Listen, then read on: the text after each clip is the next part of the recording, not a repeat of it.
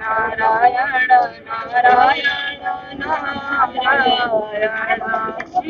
श्रीमन्नारायण। नारायण नारायण श्रीमन नारायण के भी आप ध्वनि सुन रहे थे। नारायण अर्थात भगवान विष्णु और उन्हीं के स्वरूप के प्रभु श्री राम जो त्रेता युग में बख्तर आए थे। मार्गशीर्ष महीना यही वह महीना है जब प्रभु श्री राम का विवाह भी हुआ था और उससे पहले ताड़का के वध के उपरांत महर्षि विश्वामित्र के साथ उन्होंने 5 कोस में स्थित ऋषियों के आश्रम पर परिक्रमा की थी। पहला पड़ाव हिरौली में लगता है जिसको हमने बीते दिन दिखाया था। यह नारद सरोवर के नाम से विख्यात अभी के नगांव गांव जो मुफस्सिल थाना क्षेत्र में पड़ता है और यह शिवलिंग है नर्मदेश्वर महादेव मंदिर। इसी सरोवर के बगल में यह एक बहुत ही पुराने वृक्ष के नीचे अष्टकोणीय मंदिर है जिसे आप देख रहे हैं। उसी में विराजमान है भगवान नर्मदेश्वर महादेव।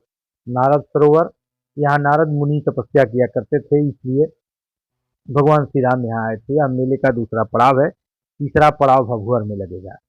जब लोग यहाँ आते हैं तो खिचड़ी का प्रसाद बनाकर खाते हैं। आगे दृश्य में आप देख पाएंगे। फिलहाल आप इस खबर के ही माध्यम से सही भगवान नर्मदेश्वर महादेव के दर्शन कर लीजिए अगर आप यहाँ तक आज नहीं पहुँच पाए हैं। तीसरे पड़ाव भभुअर, जहाँ भार्गव ऋषि रहते थे, वहाँ कल अर्थात मंगलवार को यह मेला पहुँचेगा, कारवा पहुँचेगा। जैसा कि हमने आपको पूर्व में बताया, पंचकोसी मेला अगहन महीने में प्रारंभ होता है, 5 दिनों तक चलता है यह खिचड़ी का प्रसाद। आइए आप हमारे प्रतिनिधि चंद्रकेतु पांडे के साथ इस मेला क्षेत्र का दर्शन कीजिए। स्वागत है बक्सर खबर में और मैं पहुंच चुका हूं पंचकोसी पड़ाव के दूसरे पड़ाव पर और आप ये मेरे पीछे ये देख रहे हैं श्रद्धालुओं का जत्था। ये अब पहुंच चुका है नारद मुनि के आश्रम नदाओं में और ये आश्रम बसा हुआ है। यहाँ पे नारद मुनि का आश्रम है और नदाओं में है। और ये देखिए ये वो वही सरोवर है, नारद सरोवर इसको हम कहते हैं। और इस पूरे सरोवर का आने वाले श्रद्धालु परिक्रमा करते हैं, जिसका आप दृश्य हमारे इस वीडियो में देख रहे हैं। और हमारी बातचीत भी हुई महाराज जी से परिक्रमा के दौरान। आप उस बातचीत का भी अंश सुने। जी, आज दूसरे दिन के पड़ाव नदाव में परिक्रमा हुआ, क्या यहाँ की महत्ता? यहाँ दूसरा पड़ाव जो है, भगवान आए थे जग के रक्षा, विश्वामित्र के जग के रक्षा करके।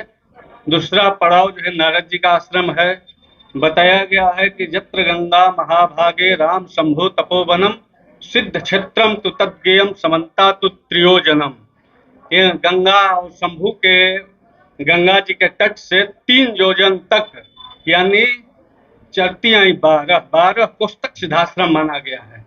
उसमें जत्र यत्र अवतारश्च हरिर्वासस्य जत्र वा एते पुण्य तमादेशा भुवि संति विशेषतः। जहाँ जहाँ यहाँ ऋषि लोग 5 जगह वास किए थे वही पचकोश हुआ। वहीं आकर के भगवान अन्नमय, प्राणमय, विज्ञानमय, मनोमय और आनंदमय। तो आज जो है प्राणमय नारद जी के आश्रम में हम लोग बैठे हुए हैं। तो हर जगह, चारों जगह का 4 जगह, जैसे अहिरौली में पुआ पकवान के द्वारा भगवान को भोग लगाया गया था, सत्कार किया था, वहाँ पुआ पूरी का भोग लगाया जाता है। यहाँ आज नारद जी जो है खिचड़ी बना करके भोग लगाए थे। नारद जी केशव भगवान का स्थापना करके यही तपस्या किए थे। यहाँ ये कुंड जो है इसीलिए नारदेश्वर कुंड कहा गया है। यहाँ खिचड़ी का भोग लगाया गया है। तो हिरौली में हल्याजी के पीठाधीश्वर स्वामी जी वहाँ भोग लगाते हैं। यहाँ जो है नारदाश्रम पर बसाओं के अंतर्गत अधीनस्थ सैंसर एक मठ है। वहाँ एक व्यवस्थापक रूप में राजीव नयन उपाध्याय को किया गया है। वही आज यहाँ सैंसर मठ से आकर के खिचड़ी का भोग लगा करके यहाँ सबको प्रसाद पवाएंगे। तो वहाँ का सैंसर मठ का राजीव नयन उपाध्याय वही व्यवस्थापक हैं। तो बताया गया है कि नारद जी के बारे में यहाँ का महत्व बताया गया है कि ततो नारद तीर्थम च ब्रह्म विद्यै के कारणम तत् स्थाने नमुक्त स्यात् दृष्ट्वा नारद केशवम। नारद कुंड में आकर के, नारद आश्रम में आकर के नारद द्वारा स्थापित केशव भगवान है, वहां के दर्शन करके यहाँ आदमी मुक्त होते हैं। इस तरह से यहाँ का जो है नारद कुंड का, नारद का विशेषता है। तो जिस हिसाब से विकास होना चाहिए, क्या उस हिसाब से विकास हुआ है? उतना विकास तो नहीं हुआ है, लेकिन उत्तरोत्तर हम लोग लगे हुए हैं विकास कर सरकार के द्वारा, चाहे हम लोग प्रचार करके चाह रहे हैं कि उसी तरह का त्रेता युग में जैसे भगवान यहाँ आए थे उसी तरह से विकास होता रहे। क्योंकि रास्ते को देखा जाए या किसी अन्य विकास की योजनाओं को यहाँ जो है धरातल पे नहीं दिख रही है। अभी रास्ते में आते वक्त जितने श्रद्धालु है धूल और मिट्टी का पाउडर सर पे लेकर आ रहे हैं।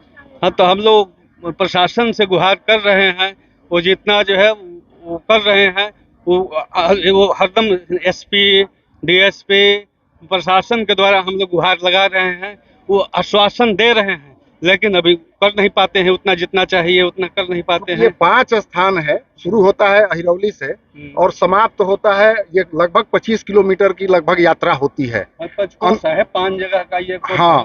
तो इसका जो एक समुचित मार्ग महाराज जी ने हमारे साथ बात किया। ये आपके सामने जो है बसाओं पीठाधीश्वर अच्युत प्रपन्नाचार्य महाराज जी हैं और इस पंचकोश यात्रा के अध्यक्ष हैं, और बगल में ही समाज सेवी और नेत्री फिलहाल जो है हमारे साथ हैं।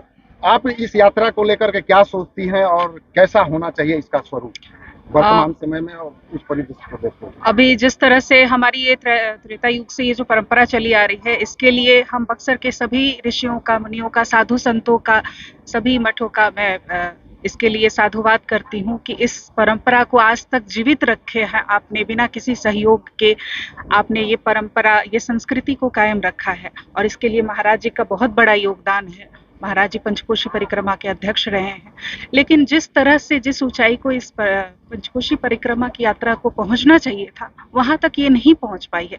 और इसके लिए मैं पूरे बिहार सरकार से इस बात की गुहार लगाती हूँ कि इस संस्कृति को, इस परंपरा को कायम रखा जाए, क्योंकि यहाँ पे कई राज्यों से श्रद्धालु आते हैं पंचकोशी परिक्रमा करने के लिए। तो उस अनुसार पंचकोशी परिक्रमा कॉरिडोर एक बनाया जाए, क्योंकि बहुत सारे धार्मिक सांस्कृतिक पर्यटन के यहाँ पे बहुत सारे स्कोप हैं। तो इस दृष्टि रखते हुए यहाँ पे जो लाखों श्रद्धालु आ रहे हैं अलग अलग राज्यों से, उनको वो सुविधाएं समुचित उपलब्ध हो, इसके लिए मैं प्रशासन से और बिहार सरकार से मैं ये गुहार लगाती हूँ कि इसे देखा जाए और इसको, ये जो जिस समृद्धि तक पहुँच सकता है, जिस तरह से धार्मिक पर्यटन केंद्र के रूप में इसे स्थापित किया जा सकता है, उस तक यहाँ इसे पहुँचाया जाए। तो ये है इन संत महात्माओं का, और आप देख सकते हैं कि यहाँ पे ये श्रद्धालुओं का जत्था आया हुआ है, और ये वो सरोवर है जिसे नारद सरोवर कहा जाता है, और ये नारद मुनि का आश्रम हुआ करता था त्रेता युग में, और यहाँ नारद ऋषि तपस्या करते थे। बक्सर से आज मैंने पहला बेरी परिक्रमा करते नहीं? हाँ, पहला बेरी पंचकोशी यात्रा में पहला बेरी। हाँ। कैसा लगा था जाके? कैसा लगा था आइल बनी? कैसा लगा था? निक लगता है। पूजा पाठ भइल? हाँ हाँ, आराम से घूमनी जाओ। हाँ, पोखरा घुमनिया जा, जब मंदिर में पूजा करनिया जा। हाँ, तब बनिया जा। हाँ, तब दुकान खैनिया जा। हाँ, का खैनी है? खिचड़ी चोखा। का नाम पर अपन? शैल कुमारी। रहे वाला ये कहीं कहाँ? बक्सर से आइल? हाँ। हमारा दूसरा बार हो रहा है, हम लोग 5वां बार कर रहे हैं पंचकोश। अच्छा। हाँ, हम लोग को बहुत अच्छा लग रहा है। हाँ। अच्छा, 5 साल से कर रही हैं। हाँ, और पहले भी आप आई और आज आई हैं, क्या अंतर है? अंतर यही लग रहा था कि पहले हम लोग आए थे तो इतना भीड़ नहीं था, लेकिन आज आए हैं तो बहुत ज्यादा भीड़ है। हाँ, बहुत ज्यादा। हाँ, बहुत ज्यादा। ठीक है, यही तो लग रहा है। हम लोग आते थे आराम से बिछा कर खाते थे, लेकिन अब वैसा नहीं बात है, बहुत ज्यादा है। बहुत ज्यादा। आप पहली बार ये नहीं, हम दूसरे बार है। दूसरी बार? अच्छा, केवल यहीं आती है कि वहाँ भी? नहीं, हम लोग 5 टाइम घूमते हैं। अच्छा, 5 जगह? हाँ, 5 जगह। कल हम लोग अहिरौली गए थे, आज यहाँ, कल हम लोग भभुआ जाएंगे। हाँ, भभुआ जाएंगे। तो जहाँ जहाँ जाती है वहाँ वहाँ बना के खाती है? हाँ, बना नहीं, हम लोग घर से बना के लाते हैं। अच्छा, घर से? हाँ, यहीं पर हम लोग आते हैं। हाँ। यहीं पर विश्राम करते हैं। वीरखोर सिंह कॉलोनी, बक्सर। अच्छा। हाँ, हम नोखा मिल से। हमारे दर्शकों के लिए अपना पूरा नाम परिचय बता दो। मेरा नाम सुनीता चतुर्वेदी। अच्छा, और आपका? मेरा नाम सीमा देवी है। हाँ। आप भी बताइए, पंचकोश करने आई हैं और? बनारस से आई। अच्छा, बनारस से आई? मैं बनारस से आई हूँ। हाँ। अच्छा, तो पहले भी आई है, आज पंचकोसी करने के लिए ये दूसरा बार है। दूसरा बार बनारस से खासकर पंचकोश के लिए। पंचकोसी के लिए, हाँ, खास कर है। तो लिट्टी चोखा खा के जाना होगा। बिल्कुल, 13 का लिट्टी चोखा खाना है हाँ। और उसके बाद जाना है। घर चले जाना। हाँ। 14 को घर चले। सुबह वाली गाड़ी से। सुबह वाली। हाँ। अच्छा, आप भी थोड़ा हमारे दर्शकों की। मैं निर्मला चतुर्वेदी। निर्मला जी। आज यहाँ दूसरे पड़ाव पर पहुंचकर हम लोग अति प्रसन्नता का अनुभव कर रहे हैं और आज यहाँ का खिचड़ी प्रसाद भोग लगा के, भगवान को भोग लगा के सभी आम जनता को प्रसाद का भोग लगा दिया जब पवाया जाता है। और ये बड़े सौभाग्य की बात है कि हम लोग आज इस बक्सर की पावन ये बक्सर की सिद्धाश्रम सेवा संस्थान के तरफ से बसवा पीठाधीश्वर बाबा के तरफ से यहाँ आयोजन किया जाता है और इसमें सभी आम लोग खिचड़ी का प्रसाद ग्रहण करके अपने को धन्य भाग्य समझते हैं। आम हो या चाहे खास हो, मैंने आम हो गया तो खास तो उसमें आ ही जाता है। हाँ। महाराज जी के साथ परिक्रमा करके कैसा लगा? बहुत अच्छा लगा, बहुत बढ़िया लगा। मोबाइल बनी है। बहुत क्या महत्व है जाके? बड़े यहाँ के महत्व, यहाँ भगवाने जब बने हैं तो के महत्व के का पूछे के बाद राम जी के एतु हमने के राम जी के लेके चलत हैं, हमने के सनातन धर्म के नाम आज हमने के 5-6 साल हो गए। 6-7 साल। हाँ। दूसरा पड़ाव पर आज बन। हाँ, आज दूसरा पड़ाव पर बन जा। चल, अभी आपने बहुत सारी चीजें सुनी, देखी, प्रसाद खाते, पूजन करते। अब श्रद्धालुओं द्वारा गाए गए गीत को सुनिए। हमारी लोक परंपरा कितनी समृद्ध है यह जानिए, महिलाएं अपने गीत से यहाँ बता रही हैं।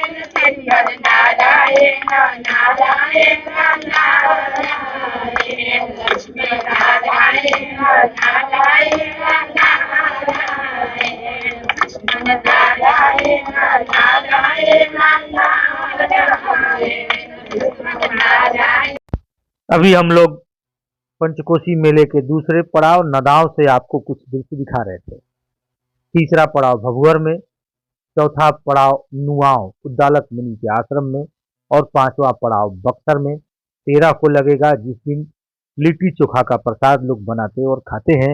इसीलिए इस मेले का एक नाम लिट्टी चोखा मेला भी है। मिलते हैं फिर अगले दिन। धन्यवाद।